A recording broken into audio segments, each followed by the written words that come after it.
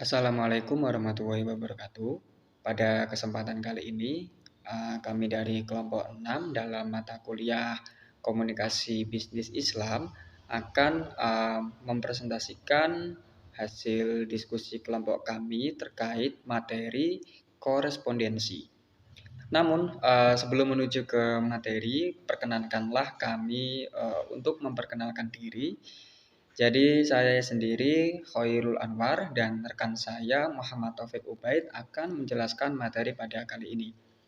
Nah, langsung saja kita menuju ke materi. Yang pertama kita menuju ke pengertian. Jadi untuk pengertian korespondensi sendiri itu diambil dari dua kata bahasa Inggris. Yang pertama itu correspondence yang artinya dengan yang lain dan corresponder yang artinya itu menjawab. Jadi kalau kita simpulkan, jadi dari dua kata tersebut, yaitu suatu hubungan antara satu pihak dengan pihak yang lain, yang dimana dari hubungan tersebut terjadi sebuah interaksi atau timbal balik, begitu. Jadi kalau kita tarik pengertian secara istilah, korespondensi itu sendiri adalah suatu proses komunikasi yang dikirim melalui surat dari pihak satu kepada pihak yang lain dengan nama jabatan atau suatu bentuk perusahaan ataupun organisasi, bisa juga berupa nama perseorang atau individu, begitu. Nah, kemudian untuk korespondensi sendiri itu memiliki sebuah ciri-ciri. Nah, ciri-ciri yang pertama itu ada isi surat bersifat informasi atau persuasif. Nah, korespondensi biasanya memberikan surat yang isinya informasi atau persuasif. Arti dari informasi ini sendiri yaitu perusahaan atau bisnis akan memberikan informasi kepada pihak yang dituju terkait berbagai hal, ya, bisa bisa dari produk baru, keunggulan, harga, dan lain sebagainya. Kemudian untuk ciri yang kedua itu ada surat memiliki bagian standar, ya.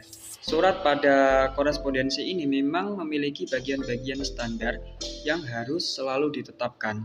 Tujuannya agar surat terlihat memenuhi syarat serta adanya jaminan bahwa surat tersebut berbentuk dari pihak atau perusahaan yang legal. Jadi memang dari bagian standar ini menunjukkan bahwa surat tersebut dari sumber yang legal, begitu, dan dapat dipertanggungjawabkan.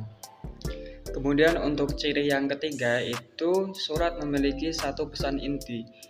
Karena memang korespondensi ini berbentuk surat dan memang di dalam surat itu pasti ada sesuatu hal yang ingin disampaikan dari satu pihak kepada pihak yang lain.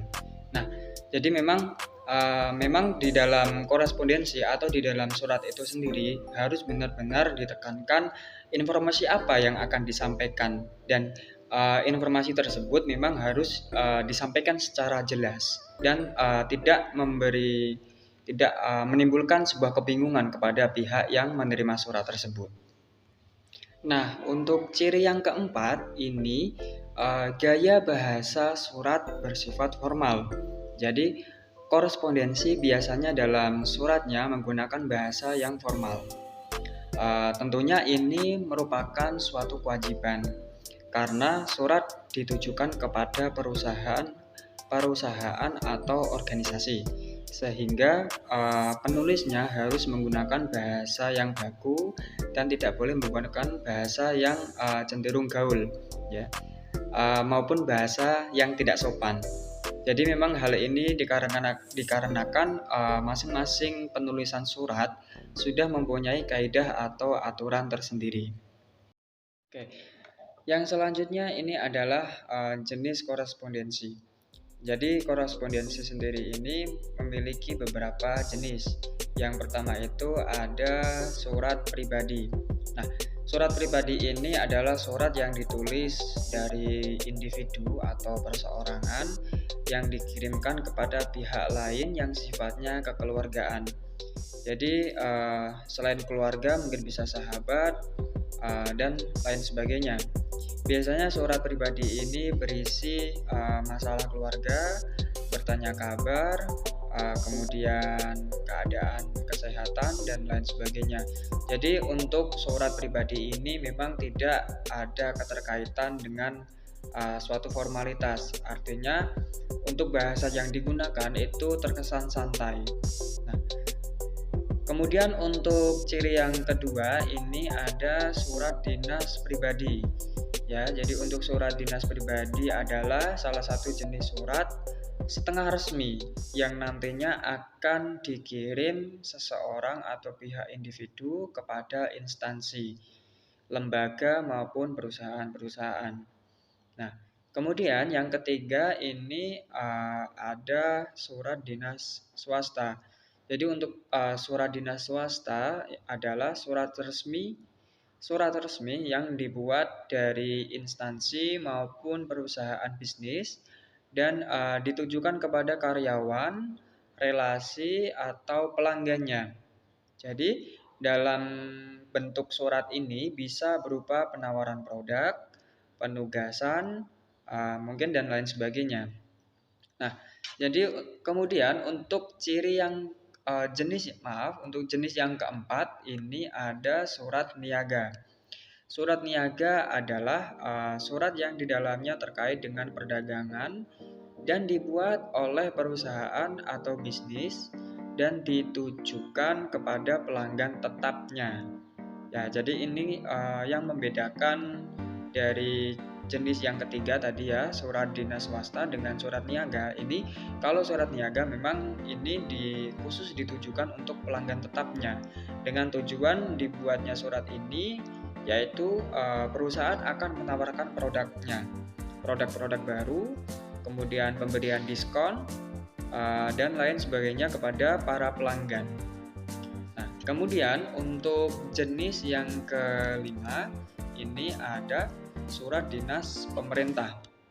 Jadi untuk surat dinas pemerintah adalah surat yang dibuat untuk kepentingan pekerjaan formal. Contoh dari surat ini yaitu surat dari instansi dinas dan tugas kantor. Ya, jadi surat dinas pemerintah juga memiliki fungsi yang sangat penting diantaranya untuk dokumen yang sifatnya tertulis, kemudian sebagai arsip, kemudian sebagai bukti sejarah, kemudian surat keputusan dan lain sebagainya. Yang selanjutnya ada tujuan korespondensi. Jadi di dalam PPT sendiri itu ada 3 tujuan korespondensi. Yang pertama itu ada menyampaikan informasi, kemudian yang kedua menyampaikan isi surat, yang ketiga itu mempercepat komunikasi. Mungkin dari yang pertama yaitu menyampaikan informasi. Jadi untuk korespondensi sendiri itu adalah kegiatan surat menyurat yang dimana surat tersebut pastinya memiliki suatu informasi yang akan disampaikan kepada pihak lain. Ya, sebagai contoh penawaran produk, kemudian permintaan kerjasama, kemudian minta pesanan kepada instansi terkait. Nah, jadi bagian terpenting yaitu informasi. Jadi informasi yang ingin disampaikan dapat ditujukan melalui surat korespondensi ini. Yang kedua ada menyampaikan isi surat. Nah, korespondensi pastinya bukan menulis hal-hal yang tidak penting, akan tetapi karena sifatnya yang menyampaikan pesan kepada pihak lain, maka dalam surat ada hal yang ingin disampaikan. Nah, jadi dari kegiatan korespondensi inilah yang di situ menggambarkan apa isi surat tersebut, apa yang akan disampaikan dari penulis kepada pihak yang akan dituju. Gitu. Sehingga penulisan dalam korespondensi ini juga memakai kaidah atau aturan-aturan yang sesuai. Terlebih lagi korespondensi ini memang tujuannya untuk menyampaikan isi surat agar pihak penerima mengetahui maksud dari si pengirim gitu.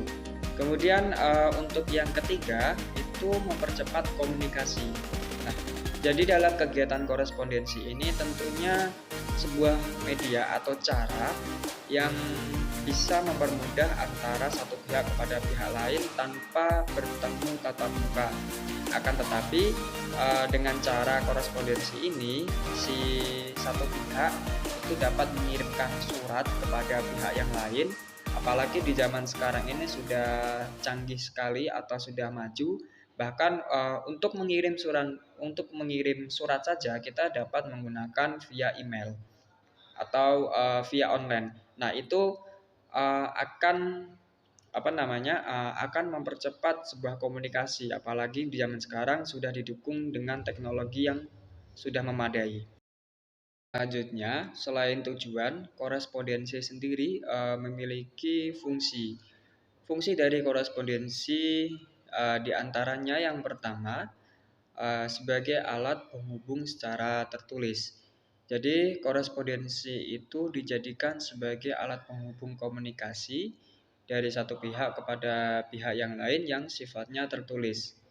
Karena wujudnya yang berbentuk surat, namun memiliki manfaat yang cukup banyak. Salah satu di antaranya yaitu terjadi komunikasi untuk menyampaikan informasi maupun hubungan kerjasama. Kemudian fungsi yang kedua adalah sebagai bukti hitam di atas putih. Yang dimaksud di sini adalah korespondensi ini berfungsi sebagai tanda bukti hitam di atas putih agar suatu saat ketika terjadi pelanggaran maupun kasus hukum dapat dibantu dengan bukti tertulis dari korespondensi yang sebelumnya sudah diarsipkan. Nah, kemudian untuk fungsi yang ketiga itu sebagai alat pengingat. Ya, surat korespondensi juga berfungsi untuk alat pengingat karena wujudnya yang tertulis dan bisa disimpan sebagai bentuk dokumen yang kapanpun dapat dibuka atau dilihat saat dokumen tersebut dibutuhkan, gitu. Nah, kemudian untuk fungsi yang keempat itu sebagai media untuk berkomunikasi. Tentunya sangat jelas sekali korespondensi itu adalah kegiatan surat menyurat antara satu pihak kepada pihak lain yang di dalamnya itu ada sesuatu hal yang disampaikan. Nah, jadi ada pihak yang ingin menyampaikan sebuah pesan. Nah, maka terjadilah sebuah kegiatan korespondensi ini yang dimana di dalam kegiatan korespondensi ini tentunya memberikan sebuah informasi yang sifatnya itu kedua belah pihak satu dengan yang lainnya itu berinteraksi atau berkomunikasi satu sama lain. Kemudian untuk fungsi yang kelima itu sebagai bahan dokumentasi. Nah, bahan dokumentasi di sini artinya bahwa surat dapat disimpan dengan baik untuk bukti yang wujudnya konkret atau nyata. Bahan dokumentasi ini suatu saat mungkin akan dibuktikan dan dibuka kembali sebagai alat rekapan atau alat pengingat maupun tanda bukti lain yang pastinya sangat berguna pada saat nanti dibutuhkan. Nah, kemudian untuk fungsi yang terakhir, yang keenam, itu sebagai wakil dari seseorang atau instansi. Nah, jadi memang surat atau korespondensi ini memang bertujuan untuk memudahkan kedua belah pihak dalam hal berkomunikasi. Jadi sebuah individu atau sebuah instansi tidak harus menemui pihak lain untuk menyampaikan informasi. Akan tetapi surat itulah yang mewakili pihak tersebut untuk menyampaikan apa yang ingin disampaikan.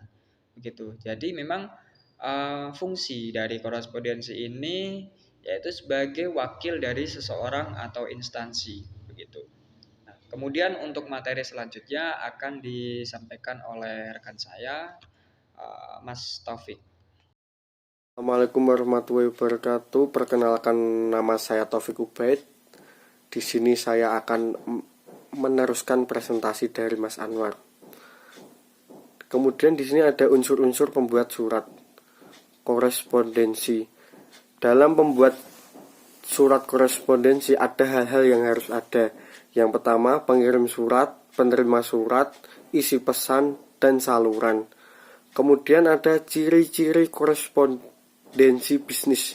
Korespondensi bisnis merupakan suatu kegiatan korespondensi yang dilakukan dalam dua bisnis, baik dalam surat, memo, agenda, proposal maupun laporan bisnis. Salah satu hal yang membedakan surat biasa dengan surat bisnis adalah tujuan penulisannya. Surat bisnis berorientasi pada kegiatan bisnis maupun gaya bahasa yang digunakan. Kemudian di sini ada contoh dua surat. Di dalam surat ini terdapat kop suratnya, isi suratnya apa, terus di sini ada pengirimnya siapa, penerimanya siapa, dan tanda tangan surat tersebut. Mungkin sekian presentasi dari saya, kurang lebihnya mohon maaf. Terima kasih.